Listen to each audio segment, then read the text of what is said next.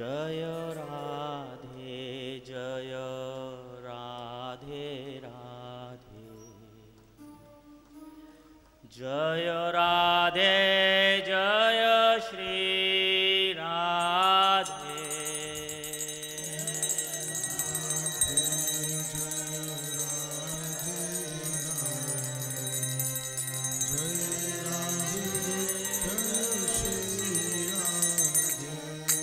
जय राधे जय राधे राधे जय राधे जय श्री राधे जय राधे जय राधे श्री राधे जय राधे जय राधे राधे जय राधे जय श्री राधे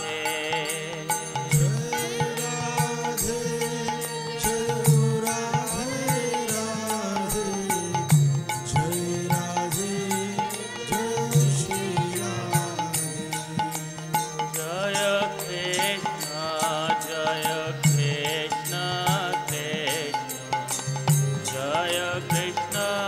जय श्री कृष्ण जय कृष्ण जय कृष्ण जय श्री कृष्ण जय कृष्ण जय कृष्ण कृष्ण जय कृष्ण जय श्री कृष्ण जय कृष्ण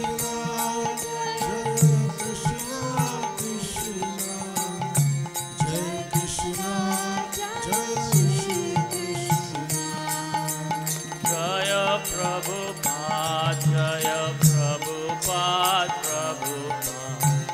जय प्रभुपाद जय श्रील प्रभुपाद जय प्रभुपाद जय प्रभुपाद जय प्रभुपाद जय श्रील प्रभुपाद जय प्रभुपाद जय प्रभुपाद जय प्रभुपाद जय श्रील प्रभुपाद जय प्रभुपाद जय प्रभुपाद जय प्रभुपाद जय श्रील प्रभुपाद जय प्रभुपाद जय प्रभुपाद जय प्रभुपाद जय श्रील प्रभुपाद जय प्रभुपाद जय प्रभुपाद ऐसी भक्ति वेदांत स्वामी श्रीला प्रभुपाद जय ओम विष्णुपाद परमहंस प्रयोगाचार्य स्तोत्र सत श्री श्रीमद ऐसी भक्ति वेदांत स्वामी श्रील प्रभुपाद की जय जय ओम विष्णु विष्णुपाद परमहंस प्रयोजकाचार्य अष्टोत्तर श्री श्रीमद् भक्ति सिद्धांत सरस्वती महाराज प्रभुपाद की जय। अनंत कोटि वैष्णव वृंद की जय। नामाचार्य श्रील हरिदास ठाकुर की जय। प्रेम से कहो श्री कृष्ण चैतन्य प्रभु नित्यानंद श्री अद्वैत गदाधर शिवासदि गौर भक्त वृंद की श्री श्री राधा कृष्ण गोप गोपीनाथ राधा कुंड श्याम कुंड गिरी गोवर्धन धाम की मायपुर मथुरा वृंदावन धाम की गंगा माय यमुना माय की जगन्नाथ बलदेव देवी सुभद्रा की मेरठ के गौर निताय की निताय गौर प्रेमानंद। धन्यवाद।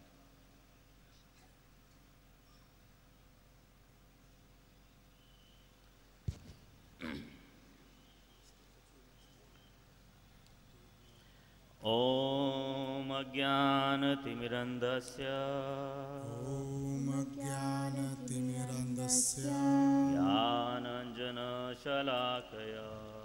ज्ञानाञ्जनशलाकया चक्षुरुन्मिलितं येन तस्मै श्रीगुरवे नमः। श्रीचैतन्यमनोभीष्टं स्थापितं येन भूतले स्वयं रूप कदा मह्यं ददाति स्वपदान्तिकम्। हे कृष्ण करुणा सिंधो दीनबंधो जगत्पते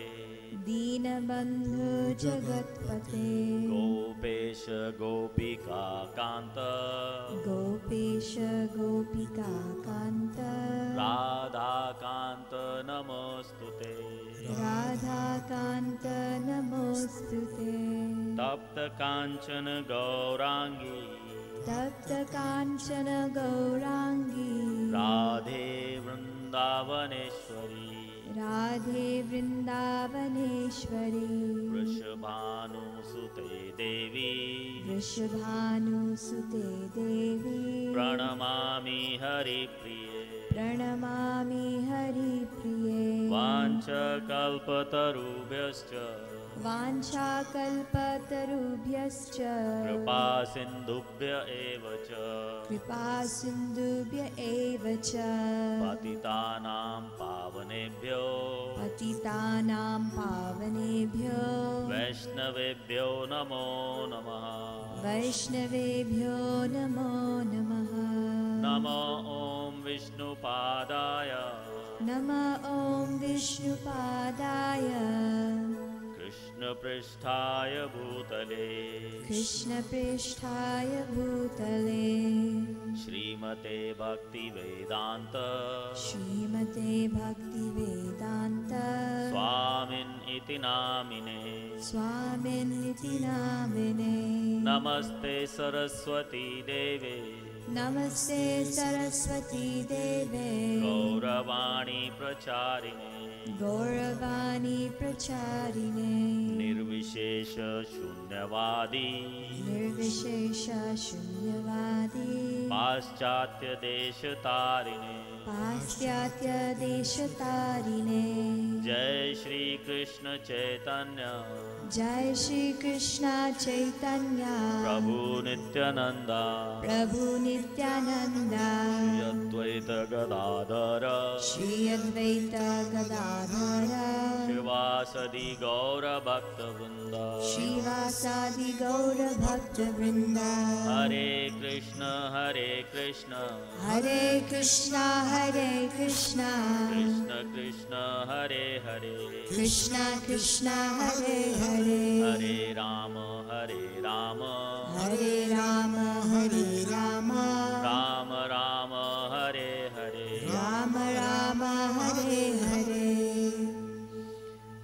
ओम नमो भगवते वासुदेवाय।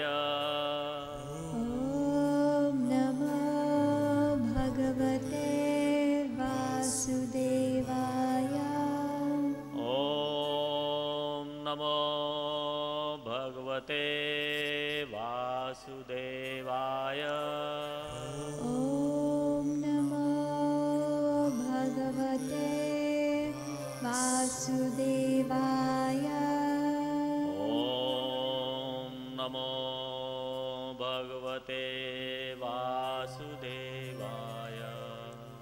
ॐ नमो भगवते वासुदेवाय। नारायणं नमस्कृत्य नारायणं नमस्कृत्यं नरं चैव नरोत्तमं नरं चैव नरोत्तमं देवीं सरस्वतीं व्यासं देवीं सरस्वतीं व्यासं ततो जयमुदीरये। ततो जयमुदीरये। नष्टप्रायेषु भद्रेषु नष्टप्रायेषु भद्रेषु नित्यं भागवत सेवया नित्यं भागवत सेवया भगवती उत्तम श्लोके भगवती उत्तमश्लोके भक्तिर्भवतिर्नैष्ठकी भक्तिर्भवति नैष्ठिकी। हरे कृष्ण। हरे कृष्ण। तो परसों माखन चोरी की लीलाओं की चर्चा की थी। आप में से कितने भक्तजन यहाँ थे जब माखन चोरी की लीलाओं की चर्चा की थी? लगभग 50%। मोबाइल फोन यूज करने के लिए अच्छा स्थान नहीं है ये।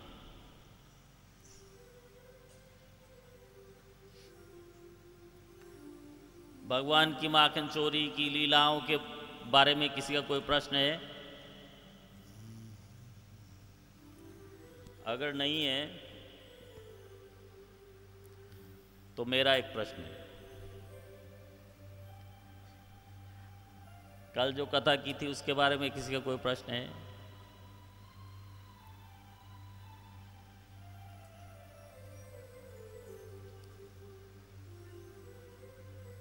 माता जी को माइक दें। सची चंद्र गौड़ प्रभु।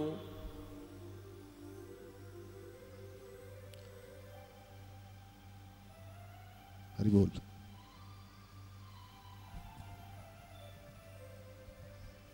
हरे कृष्णा। प्रभु जी, मेरे दो छोटे छोटे प्रश्न हैं।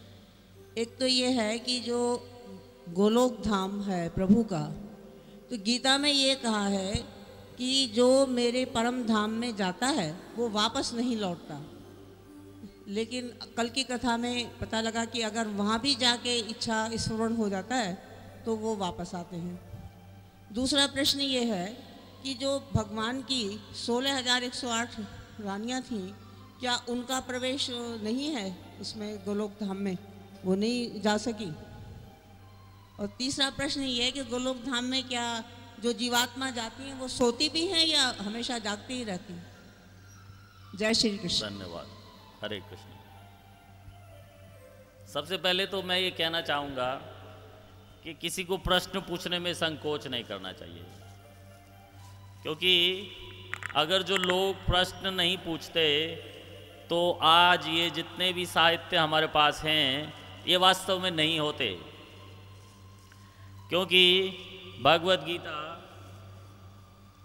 आप सब लोग जानते हैं कि भगवत गीता क्या है।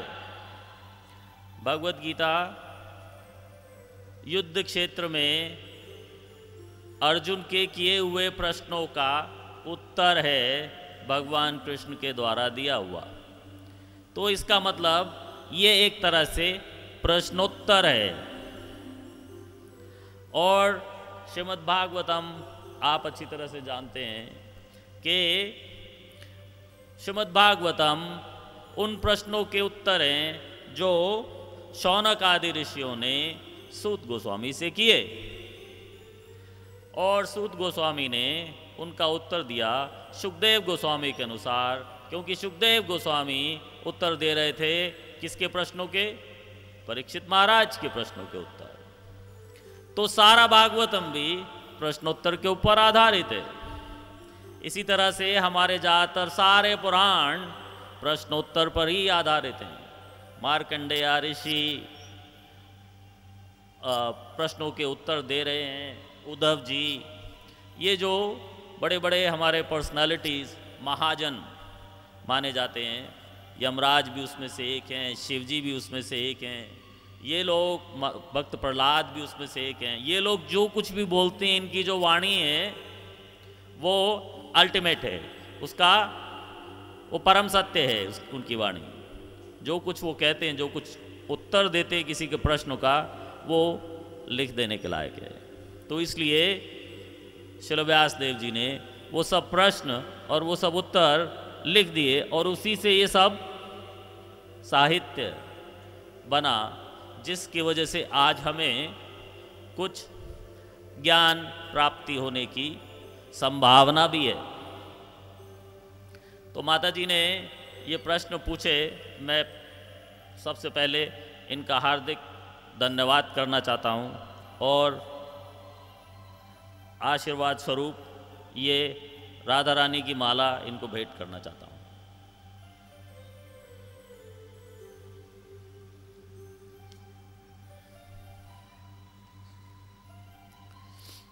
पहला प्रश्न माता जी का ये कि भगवान कृष्ण भगवद गीता में कहते हैं कि एक बार मेरे लोक को जो प्राप्त हो जाता है वो वापस नहीं आता।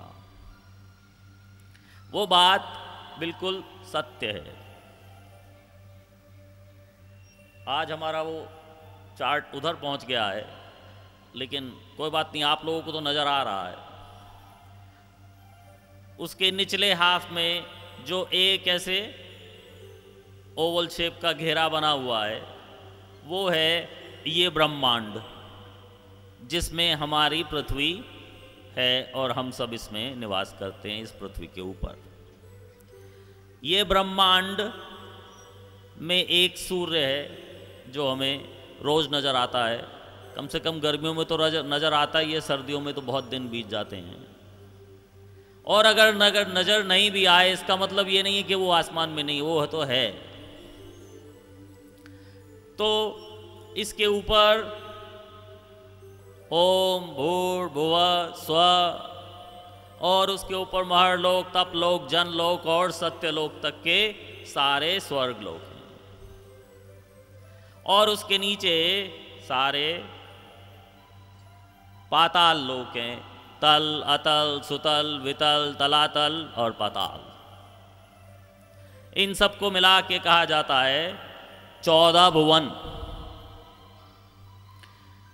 इस पूरे यूनिवर्स या इस ब्रह्मांड के अंदर या और भी जो सारे ब्रह्मांड हैं, जो बीच में आपको वाइट एरिया नज़र आ रहा है ब्रह्म ज्योति, उसके नीचे नीचे का जो ब्लू एरिया सारा, उसमें बहुत सारे अनंत कोटि ब्रह्मांड हैं, ऐसे ब्रह्मांड जिसमें हम निवास करते हैं। तो जो कोई भी इस ब्रह्मांड में है, वो किसी दूसरे ब्रह्मांड में या इसी ब्रह्मांड के 14 भुवनों में से किसी भी भुवन में प्रवेश पा सकता है अपने कर्मों के अनुसार। लेकिन कर्म उसके क्षीण होने के बाद वो फिर से इसी जन्म मृत्यु जरा व्याधि के बंधन में बंधा रहता है, उस बंधन से बाहर नहीं निकलता। अब जिसने एक बार वैकुंठ धाम, किसी भी वैकुंठ धाम में जाने का उसको जाने का प्राप्त हो गया, वो फिर इस संसार सागर से, जो स्वचालित संसार सागर है, उससे बाहर हो जाता है। हम लोग उस कोलू के बैल की तरह हैं जो सारा दिन घूमता है और सारा दिन घूमने के बाद शाम को कहाँ पहुँचता है? वहीं का वहीं, कहीं नहीं जाता। लेकिन जो वैकुंठ धाम को प्राप्त कर गया, वो उस कोलू के बैल के चक्र से, घेरे से बाहर हो गया। लेकिन उसकी जो अपनी स्वेच्छा है और जो उसकी व्यक्तिगतता है, इंडिविजुअलिटी, और उसकी चॉइस, उसकी स्वेच्छा, उसकी व्यक्तिगतता, वो उसके साथ बनी रहती है। तो वैकुंठ धाम में जाता, जैसे कि कल बताया कि नारद जी के कृपा के कारण जमींदार वैकुंठ धाम जा सकता था, लेकिन वैकुंठ धाम जाके अगर उसको फिर से ये इच्छा होती कि हाँ मैं जाके नीचे देखूं मेरी बहू, छोटी बहू कहीं दरवाजा खुला तो नहीं छोड़ के जा रही, तो वो इच्छा के होते ही उसको नीचे आना पड़ता, क्योंकि वो संसार अमोघ है। अमोघ है मतलब जिसकी जो इच्छा है वो उसको मिलना ही है और तत्काल मिलता है। तो उसकी अगर ये भूल से भी इच्छा हो गई कि मुझे कोई चीज़ जो मैं भौतिक संसार में या छोड़ आया हूँ, या किसी चीज़ से भी मुझे देखने की या उसको उसके बारे में बात करने की कोई भी छोटी मोटी इच्छा है, तो फौरन वहाँ से नीचे भेज दिया जाएगा। ये भगवान का अरेंजमेंट है, क्योंकि भगवान परम दयालु है। तो हम अपने व्यक्तिगत कर्म से कहीं जाने का, वैकुंठ धाम में जाने का प्राप्त कर सकते हैं, लेकिन फिर अगर हमारी ये इच्छा हो, जैसे कि कल बताया था कि ये हाथ की अगर इच्छा है कि ये स्वयं हलवा खाना चाहता है, तो क्या ये हाथ हलवा खा सकता है? उसी तरह से हमारी स्थिति है, जीवर स्वरूप होए नित्यर कृष्ण दास। अगर हम उस दासता के अलावा कुछ और करने की कोशिश करते हैं तो उसमें हम फंस जाते हैं। वो करने के लिए भगवान कहते हैं, अच्छा ठीक है, तुझे हाथ के स्वरूप में हलवा खाना है, तो उसके लिए ये भौतिक संसार है। जिस तरह से एक छोटा सा 4 साल का बच्चा अपने पिताजी से कहता है, पिताजी आप तो सुबह कार लेके काम पे चले जाते हैं, मैं यहां क्या करूं? मुझे कहीं जाना हो तो एक कार ऐसी मुझे भी ले दो। कौन सी वाली? वो स्कोडा जो नई खरीदी है, या जैसी मर्सिडीज आप चलाते हो, मुझे वैसी मर्सिडीज चाहिए, ब्लू वाली। किसी के पुत्र ने की है ऐसी इच्छा? तो हम क्या करते हैं, उसको जाके एक नई मर्सिडीज दिला देते हैं? नहीं, उसको वैसे ही टॉय वाली एक मर्सिडीज छोटी वाली दिला देते कि ये ले, ये वाली ये तेरी है बेटा, तू इसे चला ले, अपने कमरे में चला ले। यहाँ BHK होता है, BHK में कहीं भी चला ले, आंगन में चला ले, वरांडे में चला ले, लेकिन बाहर नहीं निकलना। वो उसके अंदर बद्ध है और उसके पास अपनी एक कार है और वो उस कार से प्रसन्न है। उसको लेके वो ऐसे भागता है और आवाज निकलता है, पी पी पी, कोई आगे आया तो उसके मन में उस कार से वो सारी कि मेरे पिताजी इस तरह से कार चलाते हैं, मैं भी चला रहा हूं। तो उस तरह से ये मृत्यु लोक है, ये भौतिक संसार है। एक तरह से इसको कहा जा सकता है कि ये आध्यात्मिक जगत की परछाई की तरह है। जिसको हम एंजॉय करना तो चाहते हैं, उसको हम भोगना तो चाहते हैं और भोगने की कोशिश पूरी तरह से कर रहे हैं, लेकिन कोई भोग पा रहा है। यहां पे कोई है जो इस भौतिक संसार को भोग रहा है? किसी का हाथ ऊपर नहीं जा रहा। कोई है जो भौतिक संसार को अच्छी तरह से भोग पा रहा है? अपना हाथ ऊपर करे। कोई ऐसा है जो भौतिक संसार को भोगना नहीं चाहता? हम सब इस भौतिक संसार में भोगना चाहते हैं, लेकिन हम नहीं भोग पा रहे। जिस तरह से वो एक छोटा सा 4 साल का बच्चा उस मर्सिडीज से वो माइलेज निकालने की कोशिश कर रहा है जो उसके पिताजी रियल मर्सिडीज से हाईवे पे निकालते हैं, लेकिन वो निकाल नहीं पाएगा। लेकिन वो उसी में खुश होने की कोशिश कर रहा है। वो खुशी उसको पता नहीं कब प्राप्त होगी, लेकिन वो कोशिश करता रहता है।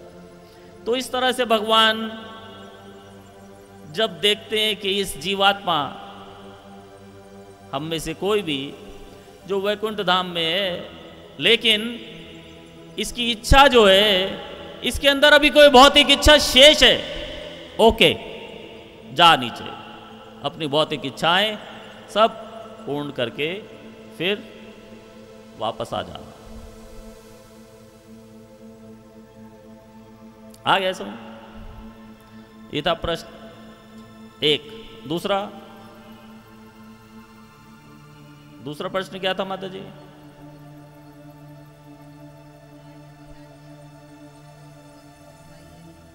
ओ,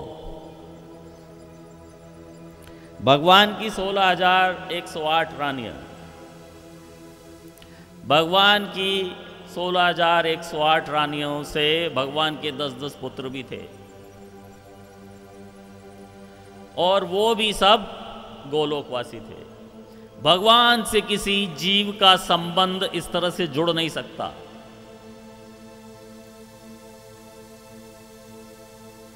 वो लोग सब भगवान के साथ गोलोक वापस गए। भगवान के एक एक पुत्र वापस गए। आपको सुना होगा वो लीला कि वो पुत्रों ने आपस में एक दूसरे से लड़के एक दूसरे को मार दिया, लेकिन वो केवल जगत को बताने के लिए है। उसकी वास्तविकता ये है कि वो सब वापस